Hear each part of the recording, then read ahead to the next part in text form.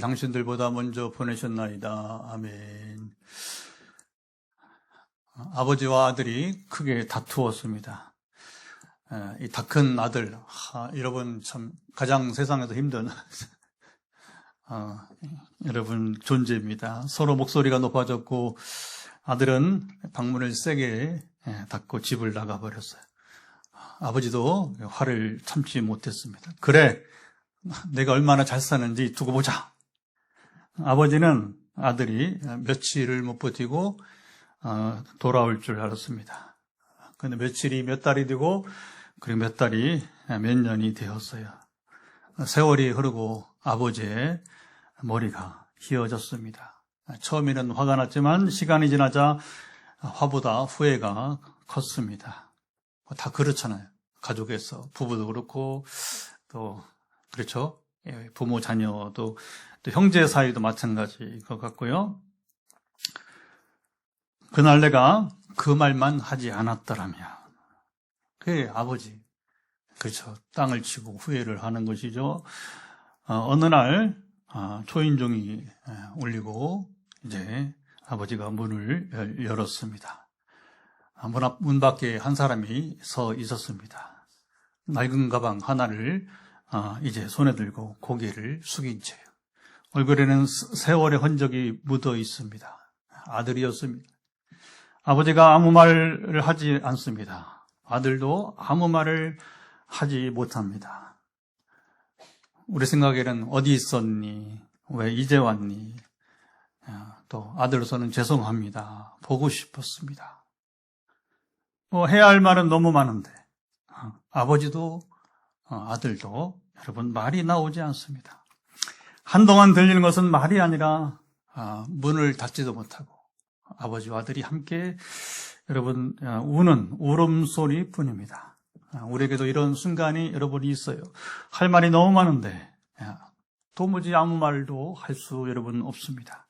오늘 본문은 바로 이런 사람들의 여러분 이야기입니다. 오늘 본문에 11 형제가 여기 침묵하고 있습니다. 침묵은 단순히 이제 동생이 또는 형이 반가워서 생긴 침묵이 아닙니다. 그 침묵 속에는 22년 전의 사연이 이제 있었습니다. 애굽 총리의 방안입니다. 곡식을 구하러 저 팔레스타인 가나안 땅에서 온 히브리 남자 11명이 그 앞에 서 있습니다. 그들은 자기들 앞에 있는 사람이 누구인지 전혀 알아채지 못합니다. 애굽 옷을 입었습니다. 여러분 그 당시에 요셉이 애굽의 총리면 실세인데 왕 다음으로 사실은 애굽 왕도 자리만 자기가 이제 왕일 뿐이지 실권을 완전히 100% 이제 요셉에게 주었기 때문에 이 권세가 이 권위가 여러분 이제 뭐 한 성의 성주 정도가 아니라 예루살렘이 그렇잖아요. 팔레스타인에 많은 여러분 그 성지, 옛날 성지에 많은 그 성들이 사실 뭐 크기가 뭐 그리 크질 않고 성조라고 해봤자 뭐 그렇습니다.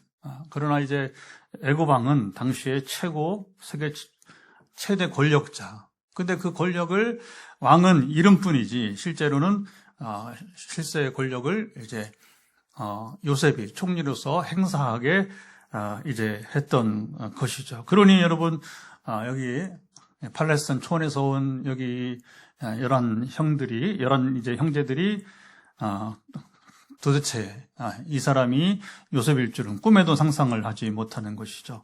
거기다가 요셉이 애굽 말을 하고 그들 사이 통역까지 이제 있었습니다. 총리의 목에는 금사슬이 이렇게 권력의 상징이죠.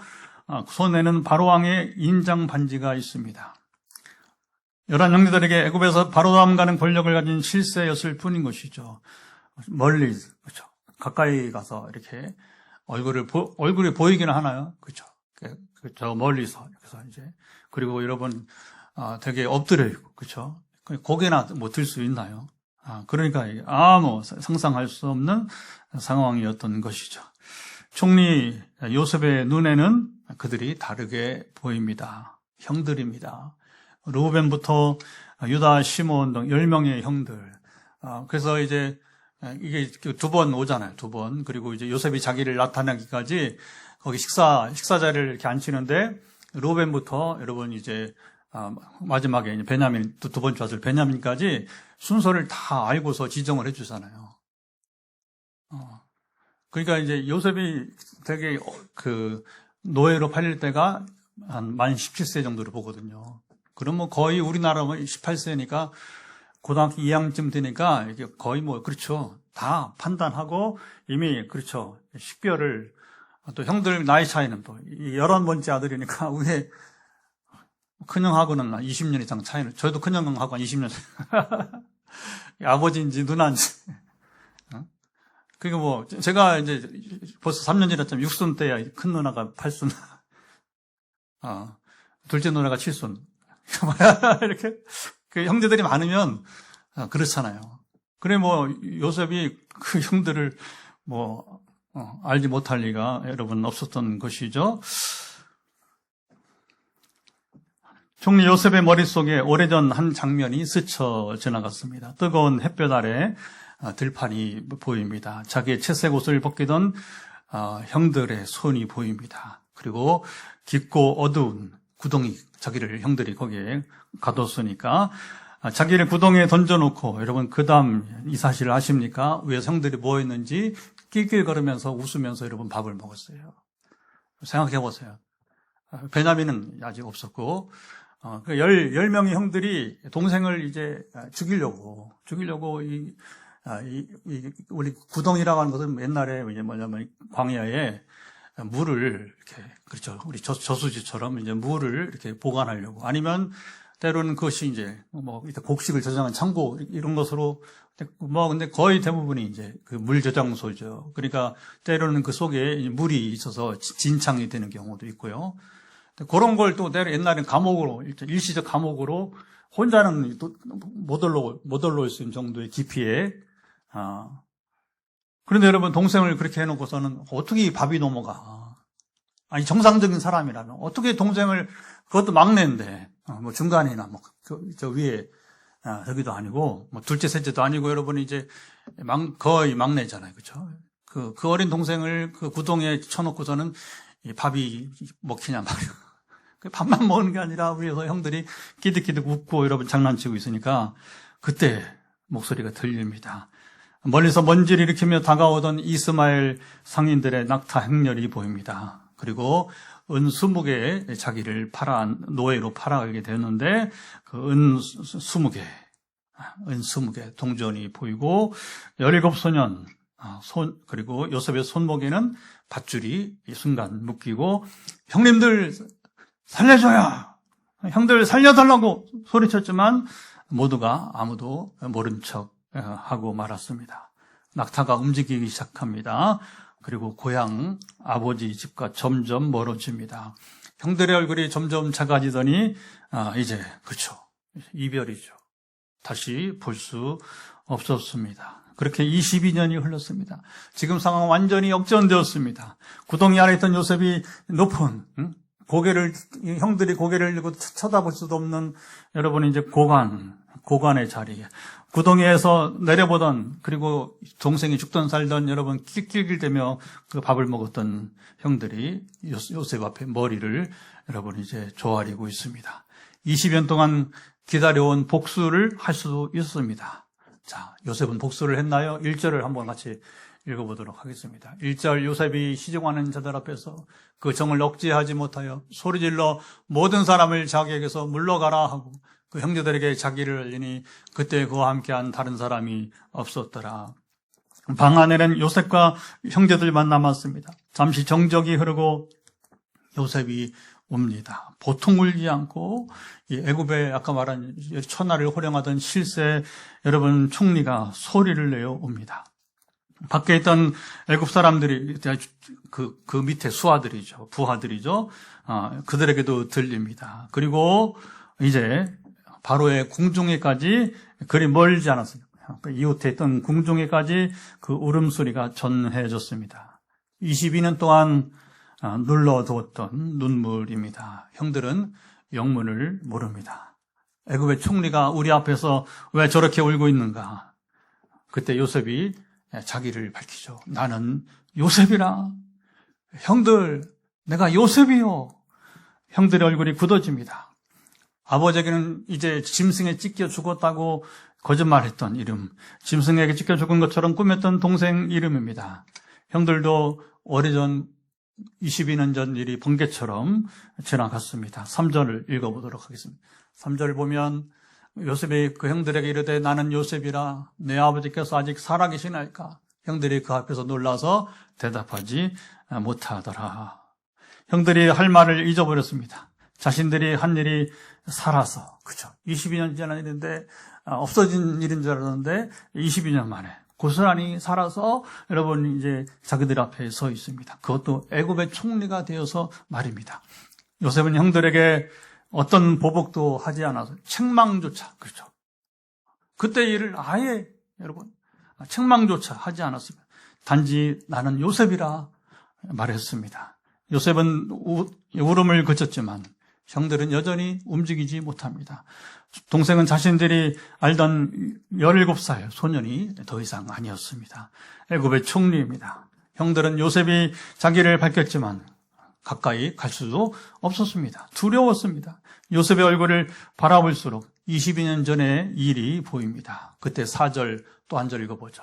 4절 같이 읽어보면 요셉이 형들에게 이르되 내게로 가까이 오소서. 그들이 가까이 가니 이르되 나는 당신들의 아우 요셉이니 당신들이 애굽의 판자라. 요셉은 형들을 조금도 박대하지 않았어요. 내게 가까이 오라고 청했습니다. 멀리서 보았을 때는 애굽 총리였습니다. 가까이 오니 얼굴이 보입니다. 낯익은 어린 시절에 얼굴이 보이기 시작합니다. 형제들은 알아봐요. 형제들은 알아봅니다. 정말 요셉이구나. 반가워야 하는데 두렵습니다. 요셉은 그것을 잘 알고 나는 당신들의 아우 요셉이라고 여기 말합니다. 그리고 당신들이 애굽의 판자라.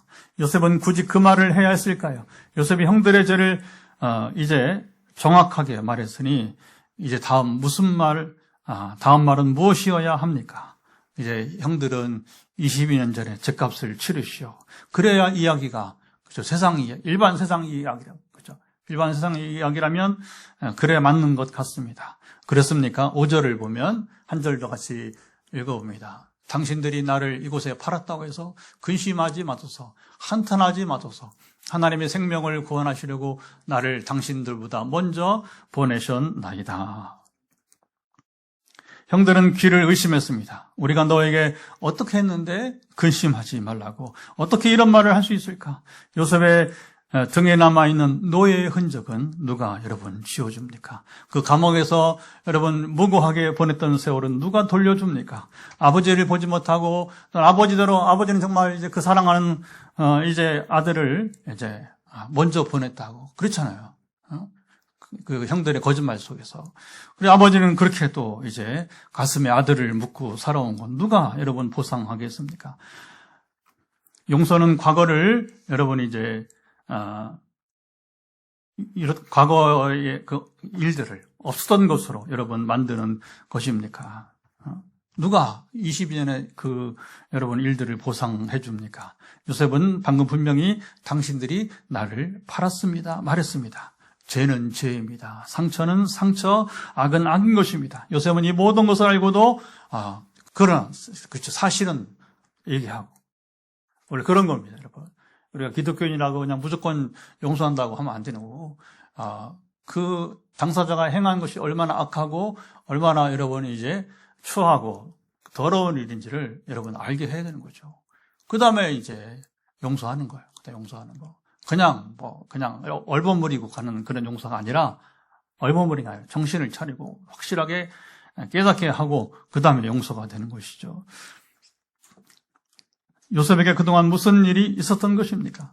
요셉은 형들이 자기를 애굽의 노예로 팔았지만 이것은 놀라운 하나님의 계획이었다. 나도 그때는 몰랐다. 근데 이것이 지내고 보니까 그렇죠? 하나님 얼마나 기가 막힌 계획이었는지 모른다. 하나님께서 우리 가족과 북아프리카와 가나안 지역의 사람들을 모두 살리려고 바로 나를 먼저 애굽으로 보내신 것이라. 형들은 그냥 머무르고 나를 노예로 팔아버렸지만 하나님은 이렇게 아주 원대한 계획을, 우리에게도 아직 이름을 붙이지 못한 일이 하나씩 있을 것입니다. 그리고 우리는 지나간 그때, 그렇죠? 깨닫기 전까지는 왜 그때 그런 일이 있을까? 그 전까지 우리는 그것을 버림받은 길이라고 부릅니다. 나는 그때 버림받았어. 실패한 시간. 나는 그 세월들을 빼앗겼다. 빼앗기는 세월. 내 인생에 그때는 없어야 할 그런 일이라고 부릅니다. 그 일을 생각할 때마다 할 말을 우리가 잃어버립니다. 하나님 왜 그때 막아주시지 않았습니까? 내가 끝났다고 생각했던 그 자리에서 하나님은 놀랍게도 무엇인가를 여러분이 이제 시작하고 계셨습니다. 형들이 요셉을 팔던 그날 그들은 한 소년의 그렇죠. 인생을 망가뜨려 버렸습니다. 이게 씻을 수 없는, 돌이킬 수 없는 상처를, 그렇잖아요. 요셉이 잘못한 게 뭐가 있어? 여러분, 우리가 이제, 이미 우리는 이 얘기를 전에 몇 차례 나눴어요. 다른 면에서. 그런데 이제, 우리가 이제, 야곱의 편에, 심리학자들, 아주 엉터리 많아요. 성경 보면서. 그 편에, 뭘 알고 편애를 얘기를 해야지, 뭘 알고. 여러분, 야곱이, 여러분, 그 험한 인생을 살면서 여러분이 그 가정을 꾸리고, 그리고 위대한 영적인 사람이 되었는데, 그 나이에 여러분 요셉을 그 편에, 그런 편애 아니, 세상 부모가 가는 편애가 아니란 말입니다. 나라도 그건 요셉을 신뢰할 수밖에 없는 거예요. 여러분, 야곱의 아들이 뭐 했어요? 르우벤은 서모지만, 어떻게 여러분, 그러니까 엄마잖아요, 엄마. 여러분, 작은 엄마, 큰 엄마가 다 엄마잖아요. 근데 어떻게 여러분 그 어머니랑 관계를 합니까? 성경은 그대로 고발을 해요. 성경은 아주 거침이 없어요, 거침이 없어요. 유다는 며느리하고도 이 세상에 뭐 이런 일이 다. 그게 형들. 유다애를 여러분, 그거 꾸밀 거 없어요. 그대로 며느리와 관계한 거예요. 안 해줬고. 이게 이런 무슨 이 가족이 이런 세상에 놈들이 어디 있어. 이게 야곱의 자식들이요. 일부만. 나머지 뭐예요? 10명은 또.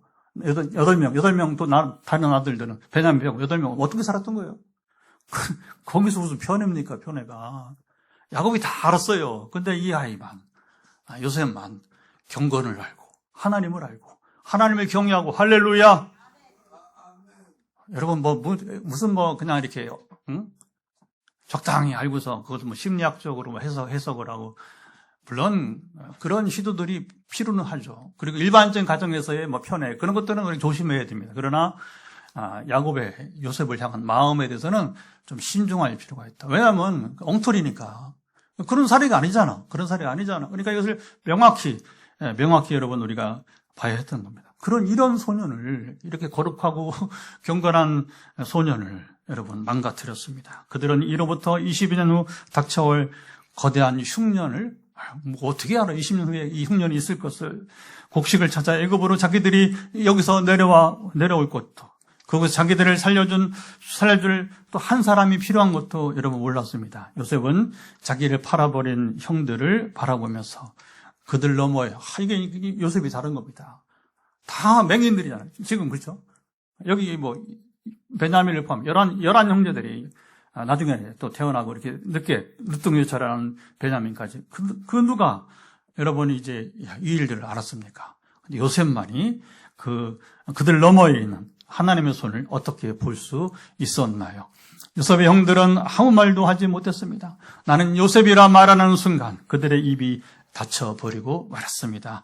말을 하자면 얼마나 많았겠습니까? 요셉아, 우리가 잘못했다. 그때 우리가 미쳤지. 우리가 너를 죽이려고 한 것은 아니다.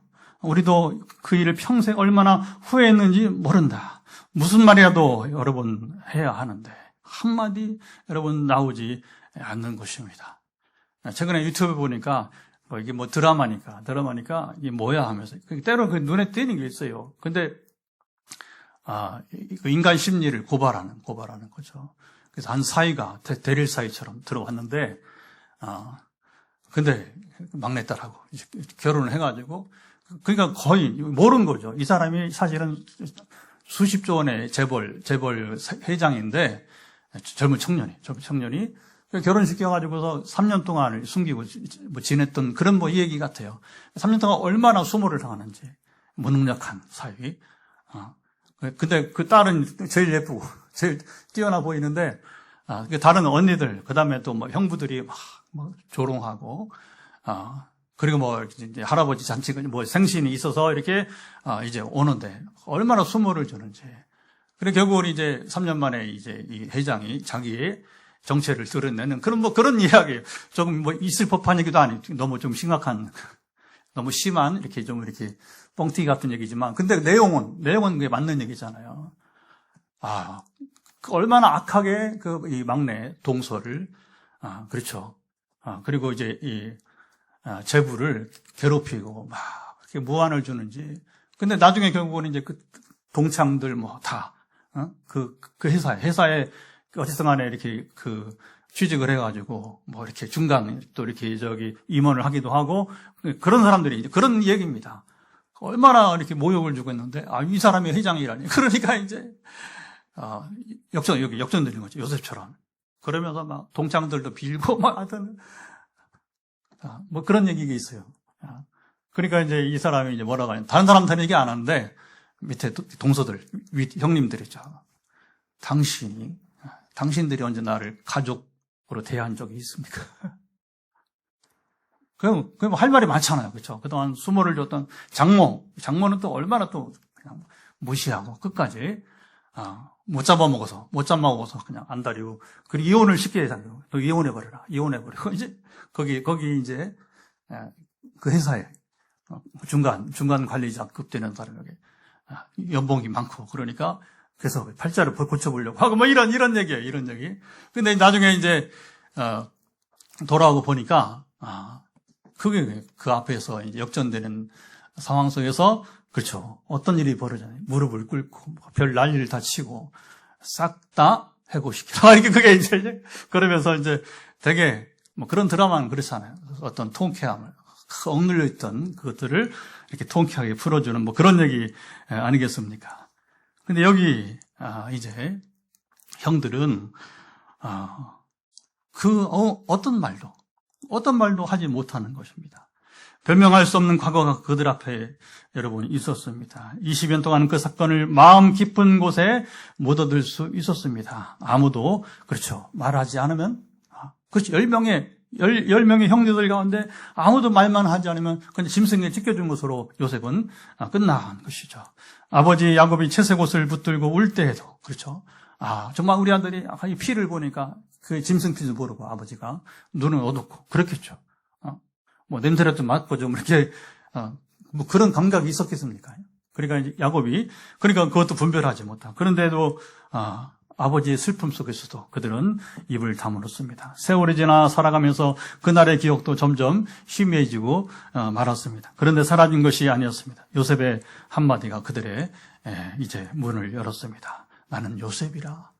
그때 20년 동안 닫아뒀던 기억의 문이 활짝 열렸습니다. 형들도 똑같이 그게 잊어버릴 이야기입니까? 잃어버릴 수 없는 거죠. 구덩이, 채색 옷, 은 20개, 밧줄에 뭉치켜 끌려가던 어린 동생의 뒷모습. 그리고 그날 요셉이 형들에게 살려달라고 애치던 얼마나 여러분 이 아이가 정말 여러분 부르짖었겠습니까? 애치던 소리를 듣고도 외면했던 자기들의 모습이 고스란히 여러분 이제 떠오르는 겁니다. 형들은 아무 말도 할 수 없었어요. 제가 무서운 것은 사람의 입을 닫아버리는 겁니다. 법정에서조차 여러분 만약에 죄를 부인하고 할 말이 있는 사람은 양심이 화인 맞은 사람은 그 사람은 회개할 기회를 얻지 못하고 죽을 인생. 우리는 그런 거 보잖아요. 어떤 사람은 여러분 이제 정말 죄송하다.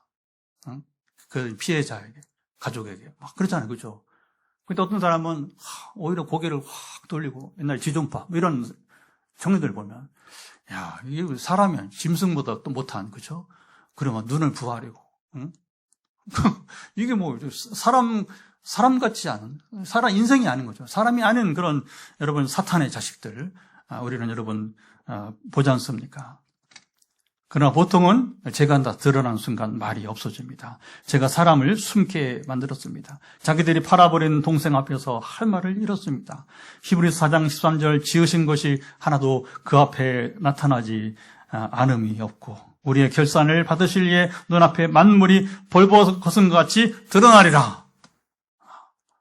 숨긴다고 숨길 수 없는, 전혀 여러분 숨길 수 없어요. 하나님 앞에 더구나. 세상 법정에서는 증거를 대라고 뻔뻔하게 증거를 찾을 수 없으면 실제로 무죄로 석방되기도 하고. 그게 세상은 여러분 얼마나 이게 그렇죠? 그 피해자는 원한을 갖고 그러다가 또 세월이 흘러서 또 이 정권에 또 이렇게 또 야합을 해버리면 또 그냥 그렇게 묻혀가 상처를 받고 살다가 그리고 세월이 흘러고 정권이 바뀌니까 이제 제대로 재심. 또 그런 법이 또 있어요. 영화도 있지만 재심. 얼마나 억울하게 산 여러분 지난 수십 년. 그거 여러분 그게 재판이 다시 이제 제대로 된다고 해서 그게 상처가 있어집니까? 지난 세월을 누가 보상을 요셉처럼 해줄 것도 아니고요. 사람에게는 감출 수 있습니다. 세월 속에 묻어둘 수 있습니다. 아무도 모르게 지나갈 수도 있습니다. 그러나 하나님 앞에서는 언젠가 모든 것이 드러납니다. 그때 우리는 할 말을 잃습니다. 오늘 본문에서 이상한 것은 형들의 침묵보다 여기 요셉의 태도입니다. 요셉에게는 할 말이 얼마나 많았겠습니까? 요셉은 형들에게 아무 말도 없이 내게 가까이 오라 했어요. 죄는 사람에게 숨으라고 하지만 은혜는 가까이 오라고 하는 것입니다. 요셉은 자기를 팔아버린 형들을 바라보면서도 그들 너머에 있는 하나님의 손을 볼 수 있었던 것은 그에게 특별한 일이 여러분 하나 일어났기 때문입니다. 과거가 바뀐 것이 아니라 과거를 보는 그의 눈이 바뀌었습니다. 구덩이는 그대로입니다. 자기를 팔아넘긴 은 20개도 노예를 살았던 시간도 감옥의 차가운 바닥에서 보냈던 세월도 지워지지 않습니다. 요셉은 자기 인생을 뒤에서부터 여러분 다시 바라보기 시작합니다. 우리가 산에 올라갈 때는 얼마나 힘들어요. 그렇죠? 이런 계곡은 왜 있고 바위산은 근데 요즘은 등산로가 있으면 다 그렇잖아요. 손잡이도 있고 그렇죠? 그다음에 이렇게 여러분 또 이게 데크로 아주 친절하게 데크로 이렇게 또 이렇게 계단을 잘 만들어가지고 불편하지 않게 지나가게 하잖아요. 옛날에 그런 게 있어요. 그렇죠? 그냥 손바닥 여러분 손 까지면서 그렇죠? 그래가지고 정상의 등정을 여러분이 이제 하게 됩니다. 길을 걸을 때는 몰랐습니다. 그렇죠.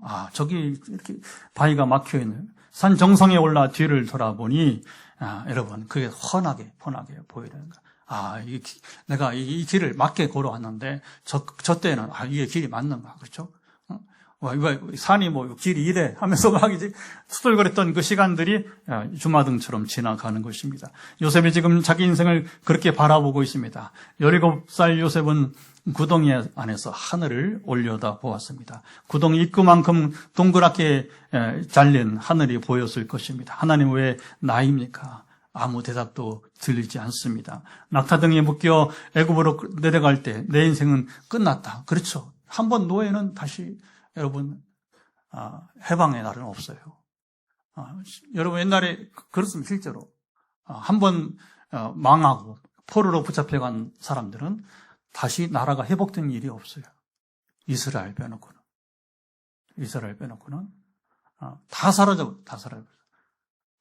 그렇죠. 후에 아주 오랜 뒤에 이제 새로운 나라가 이렇게 설립되긴 하지만 되게 고시대에 그 같은 민족이 멸망당하고 포로로 붙잡혀간 다음에 다시 그 자리에 와서 그 땅에 와서 나라를 재건한 나라는 이스라엘. 그것도 두 번이나 바벨론 포로에서 한 번.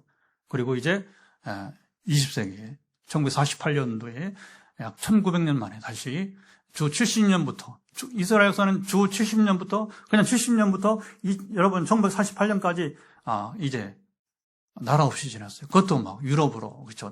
중남미까지 러시아로 막 이렇게 흩어져 있다가 대한민국은 없는 것 같아요. 유대인들.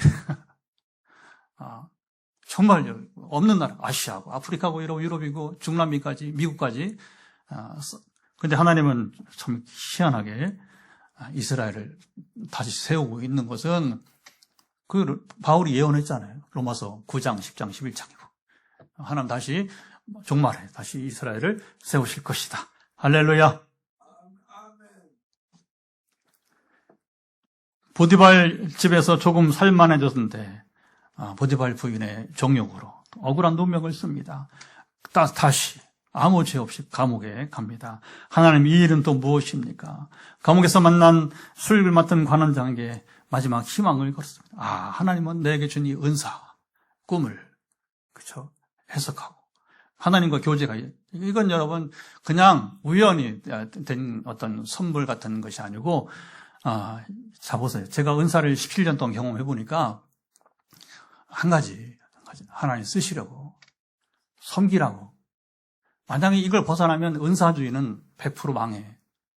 그 마태복음 7장에 보면 예수님이가 귀신을 쫓아내고 병을 고치고 이런 사람들이에요. 은사주의자들. 100% 지옥 갑니다, 여러분. 조용기는 충분했을까? 이건 뭐 내가 공적으로 말하기는 어렵지만 상당히 의문 부호가 붙는 그가 죽은 다음에 얘기가 이게 참 여러분 이게 얼마나 두려운 인생입니까? 우리가 구원 함부로 말할 수 없는 거예요. 은혜 여러분 은혜는 크지만 그 적용은 굉장히 신중해야 될 것입니다. 여기 요셉이 여러분이 이제 바로 왕의 꿈을 이제 풀어주면서 자 이제 왕의 또 측근이니까 술 맡은 관원장은 누가 또 성경에 나오냐면 술 맡은 관원장은 누가 느헤미야가 여러분 그 술 맡은 관원장이에요. 술 맡은 관원장이 여러분 직업이 뭐냐? 오늘로 말하면 경호실장이에요. 경호차장이라고 하나 지금? 하여튼 이름이 바뀌니까. 그러니까 황제를 최측근에서 보호하는, 최측근에서 경호하는 사람이 술 맡은 관원장이에요. 왜 그러냐? 왕들이 술을 자주 마시잖아요. 그러니까 이건 왕은 그냥 벌컥 마실 수 없잖아요. 그렇죠? 그러니까 누구를 통과해야 되냐? 이 술 맡은 관원장을 통과해야 왕이 술도 마실 수 있는 거예요. 그러니까 이건 자기 생명과 독살하자면 뭐 아무나 그렇죠? 그래서 느헤미야 같은 보면 실제 느헤미야가 막 이렇게 기도하면서 마음이 우울하잖아요. 조국이 이렇게 멸망했는데 근심하고 있잖아요. 근데 이제 왕이 그걸 보잖아요. 저놈이 저거 뭔가 사색이 근심이 있다. 그럼 뭐예요? 날 죽이려고 하나? 그렇게 의심할 수 있는 거예요. 그러니까 막 느헤미야가 막 그렇게 긴장하고 있다가 아니요, 임금님. 황제요. 제가 근심이 있는 것은 나 때문이 아니라, 그리고 오히려 전화위복이 되잖아요. 사실은 내 마음에 조국을 향한, 뭐 이런 일이 있습니다. 그랬더니까 왕이 하루아침에, 그래? 그럼 내가 그거 해주지. 이게 술 맡은 관원장이에요. 이 권세가 얼마나 여러분, 이게 측근이니까. 최고 황제가 신뢰한 사람이니까. 그런데 여기, 그 사람을 요셉이 만난 거예요. 야, 이제 내 인생 풀렸다. 이렇게 생각을 했을 것입니다. 그러나, 이제 그 사람마저 요셉을 잊어버렸습니다. 2년이나. 그러니까 하나님 요셉을 이렇게 길게 오래 참게 했어요. 물론 이유는 있습니다. 요셉에게서 애굽의 총리로서 세계를 구원하려면 한 가지 가장 큰 덕목이 필요한데 이게 뭐냐면 절제예요. 아까 뭐 이렇게 보디발 아내를 향한 절제만 아니라 물질에 대한 절제, 욕심. 이런 이 절제를 할 수 있어야 7년 동안의 풍년, 사실 흉년보다 더 중요한 풍년 동안에 어떻게 그걸 절제해서 그걸 창고에 저장을 해놓은 이게 실력이고 이게 사실은 위대함인데 그걸 하려면 요셉처럼 지난 13년 동안이라 하루 이틀 한 13년을 억울하게 그렇죠. 노예로 팔리고 감옥에 가고 자기는 죄를 지은 게 하나도 없는데 그런 속에 수모를 당했던 그 시간들이었던 거죠. 그리고 때가 뒤에 어느 날 감옥문이 열립니다. 요셉은 나오라. 와, 여러분 이 순간이 얼마나 요셉은 나오라. 그리고 바로 앞에 서고 그의 꿈을 해석합니다. 풍년 뒤에 엄청난 흉년이 올 것입니다. 그래서 그날까지 곡식을 지금부터 저장을 잘 해야 됩니다. 그래야 애굽도 살고 그리고 애굽이 그때 장사를 잘해서 더 부국이 될 수. 왜냐하면 다 흉년이니까 다 흉년. 애굽만 아니라 이 중동 지역까지 팔레스타인까지 다 흉년이니까 이제 이 하나님의 계획이죠. 특정 지역에 이렇게 묶어서 이제 기근을 내리고 하나님 섭리가 이루어지는 그 이야기가 되게 되는 것이죠.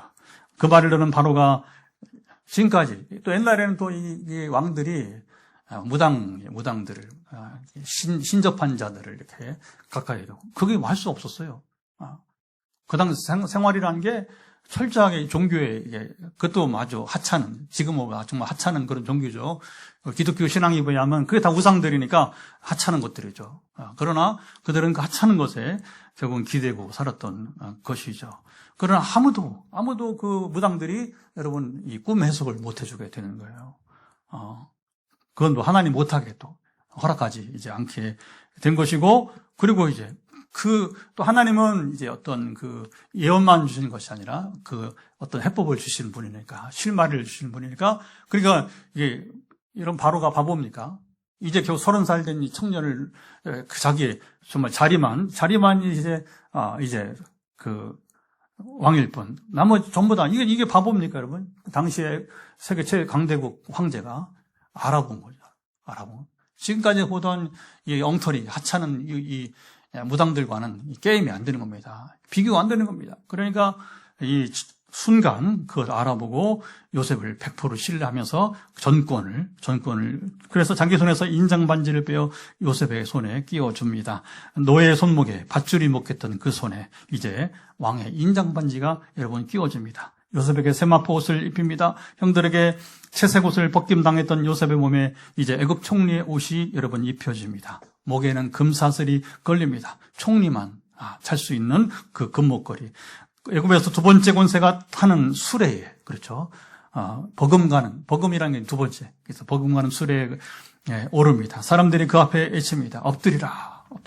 그때부터 조금씩 보이기 시작했습니다. 그 말은 아직 다 보이지 않았습니다. 세월이 지나 흉년이 시작됩니다. 형들이 또 바로 온 게 아니잖아요. 그렇죠?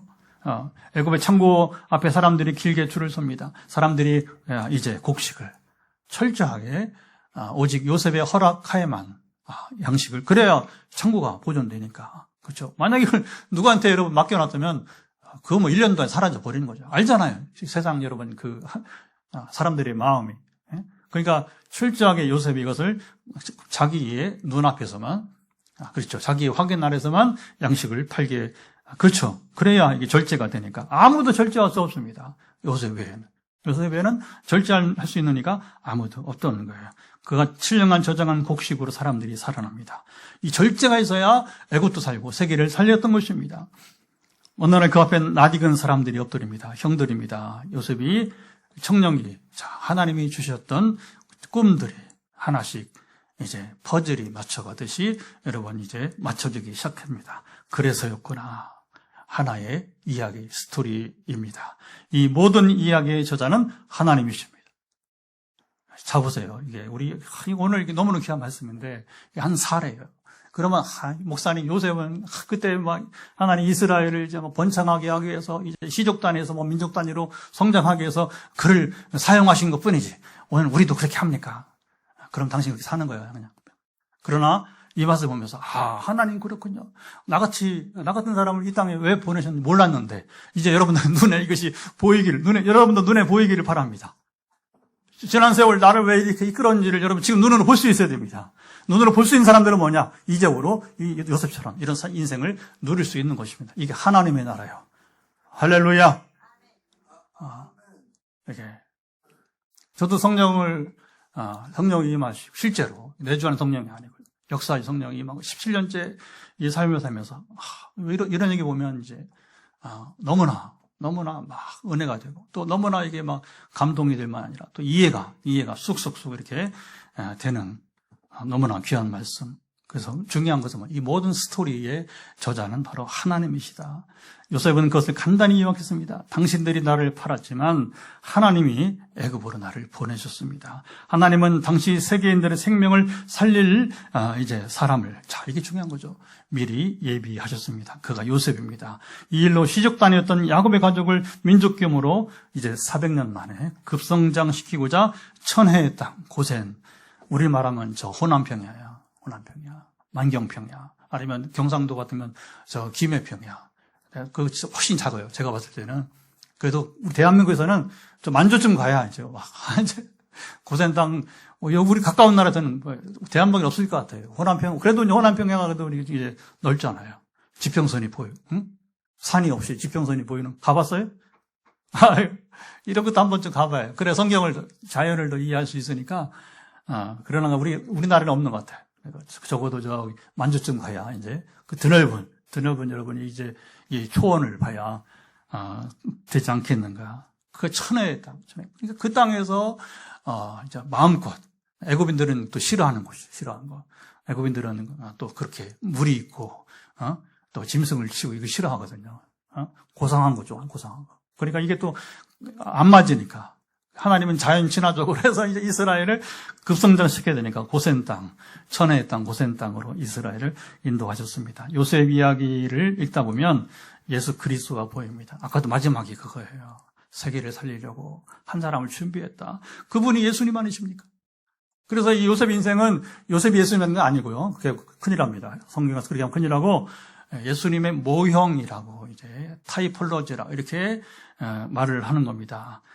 요셉이 예수님 아닌데 요셉을 읽으면 예수님의 모습이 드러난다는 것이죠. 미리 보는 예수님. 그렇게 요셉이 형제들에게 버림받고 팔렸듯이 예수님도 자기 백성에게 버림받고 그리고 은 30에 여러분 팔렸습니다. 죄 없으신 예수님을 사람들은 십자가에 못 박았습니다. 사람들은 십자가로 예수님의 이야기를 끝냈다고. 그렇죠. 사탄이 얼마나 쾌재를 불렀겠습니까? 사탄은 그 다음 계획을 몰랐어요.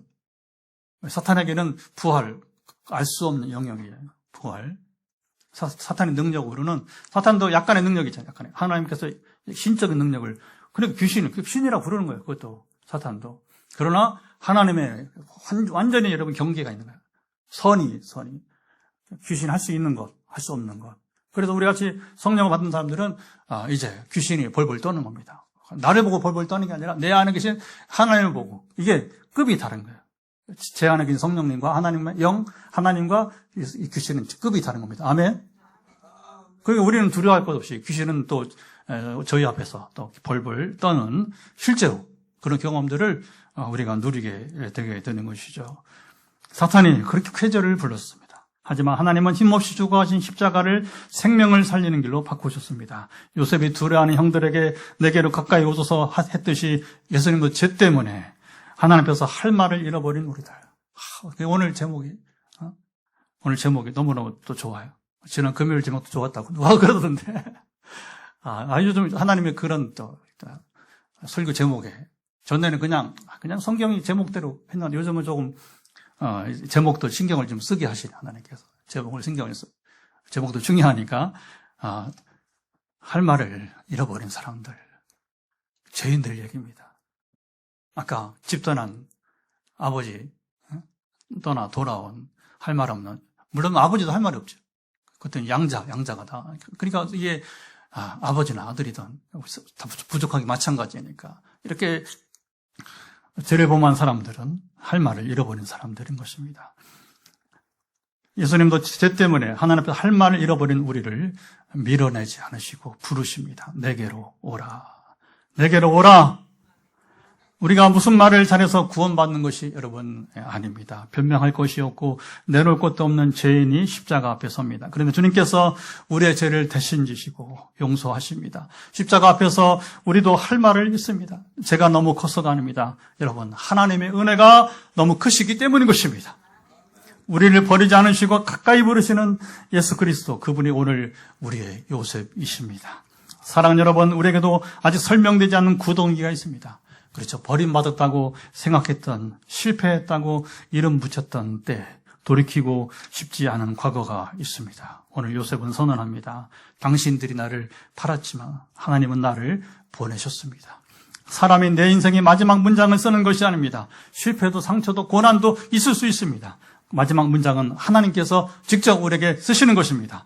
아직 이해가 되지 않아도 하나님을 신뢰하십시오. 내가 구덩이 있을 때도 하나님은 여러분 요셉처럼, 그렇죠? 침묵하신 하나님이 아니라 여러분 일하고 계시고, 내가 끝났다고 생각하는 자리에서도 하나님은 새로운 이야기를 여러분 시작하십니다. 언젠가 우리도 지나온 길을 돌아오며 할 말을 여러분 잃게 될 것입니다. 하나님 그때도 저를 위해서 저와 함께 일하고 계셨군요. 버려준 줄 알았는데 저를 바로 보내고 계셨군요. 그날 우리는 죄 때문이 아니라 너무 큰 하나님의 은혜 때문에 할 말을 잃게 될 것입니다. 사도 바울은 결국은 이런, 그렇죠, 그 은혜를 경험하고 그가 우리에게 여러분 선언하고 고백하는 것입니다. 나의 나된 것은 하나님의 은혜라. 시작. 나의 나된 것은 하나님의 은혜라. 이 고백이 우리의 고백인 것입니다. 자, 오늘 말씀을 들었습니다. 이제 기도합니다. 하나님, 이 말씀을 주셔서 우리를 내게로 오라 하시니 내가 주님 앞에 갑니다. 나를 새롭게 해 주옵소서. 같이 기도합니다. 하나님 아버지 감사합니다. 오늘 너무나 귀한 본문을 다시 우리가 맛봅니다. 다시 우리가 참으로 주여 듣습니다. 하나님 참으로 주께서 이제 우리 요셉을 통해서 마치 요셉의 인생을 보면 주님 저는 고난을 당하고 그러나 끝내 형들을 보복하지 아니하고 이 모든 것은 바로 이제 우리 가정을 살리고 우리 나라를 세우기 위해서 그리고 한 특별한 섭리 가운데 이루어진 그래서 하나님이 나를 먼저 당신들은 나를 노예로 팔았지만 그러나 애굽으로 나를 먼저 보내신 것이라고 하면서 참 기가 막힌 하나님의 섭리 그리고 청소년기에 주셨던 귀한 꿈 주님 아버님의 참으로 이제 곡식단이 자기를 향해서 절하고 그리고 이제 아버지 별들이 자기를 향해서 절했던 그 일이 바로 이 사건이 이 꿈이 이루어지는 이 귀한 순간 아버지 우리도 이 땅에 살면서 누리기를 원하며 기도합니다. 하나님 부름받아서 쓰임받는 또 우리를 보낼 만한 곳으로 보내시는 삶의 여정이 되게 하시고 함께 하옵소서.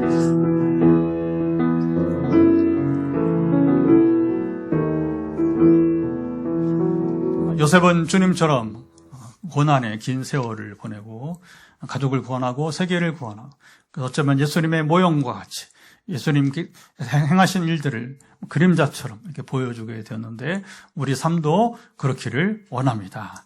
하나님 나를 이 땅에 보내시고 우리 가정에서 태어나게 하시고 또 이제 형제들을 만나게 하시고 또 우리 포항 빛내리교로 우리가 새로운 교회를 세워가는 이 모든 것들은 하나님께서 나를 보내신 것으로 믿게 해 주시고 이제 나도 요셉처럼 누리게 도와주소서. 요셉은 성경의 인물이니까 그때 또 역사의 분기점이니까 그런 것이 아니고 나도 오늘 필요하게 하나님께서 나를 보내심을 믿으면서 이 복음을 누리게 하소서. 예수님의 이름으로 간절히 기도드리옵나이다. 아멘. 우리 찬송 부르면서 준비한 예물을 드리겠습니다. 오늘 찬송은